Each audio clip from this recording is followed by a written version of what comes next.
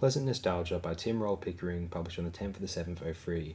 This story is a blatant homage to the 50s, featuring rock and roll 1950s style I felt for an alien science fiction, early satellites and holiday camps, motorbikes, as well as being told in a whimsical style. The serious story of a genocidal warlord pursuing the last survivor of a planet can be potentially depressing, but it is told in a fun manner that makes the story fast-paced and enjoyable. This is the first free 25-minute episode story since Planet of Giants, but it works for the story since there is little noticeable padding. This story aims to be entertaining and enjoyable, and it works. Malcolm Kohll's script is full of humour, such as the scene where Burton asks if there will be space buns and tea at the end of the day, or when Weissmuller announces he is calling from Wales, in England, but never once hides the seriousness of the threat. The Bannermen may stumble around and appear incompetent at times, but why should every race of conquerors be entirely regimented and disciplined?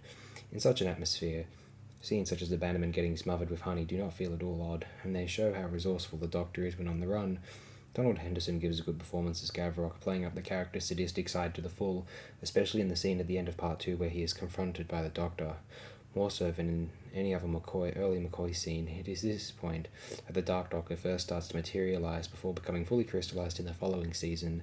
The pace is fast and frantic, but contains many wonderful touches and characters, especially Coronway, who takes everything that is going on in his stride, whilst the two US agents, Hank and Hawk and Weissmuller, are far more surprised by the course of events around them. Shooting virtually the entire story on location helps no end, since it gives the tale a strong feel.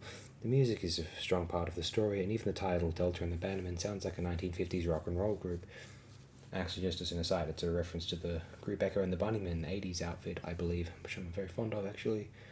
Back to Tim Roll Pickering.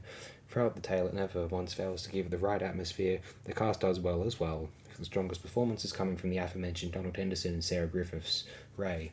Sylvester McCoy continues to give a strong performance as the Doctor, but is hampered a little here by the continued use of deliberate misquotations, which is fortunately phased out after this story.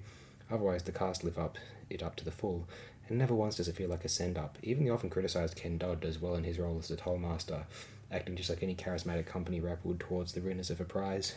The production is strong, with a good feel for the 1950s, though it is all too obvious that the TARDIS prop is being used for the real police box. The opening scenes on Chimera benefit from the blue filter used through the makeup. Though the makeup on the Chimeran soldiers doesn't look the best, but fortunately this is only establishing material, and soon the course of events moves away from there. All in all, Delta and the Bannermen continues the rejuvenation of the series in 1987 by providing a fun story that throws itself into the spirit of the things and has a good time.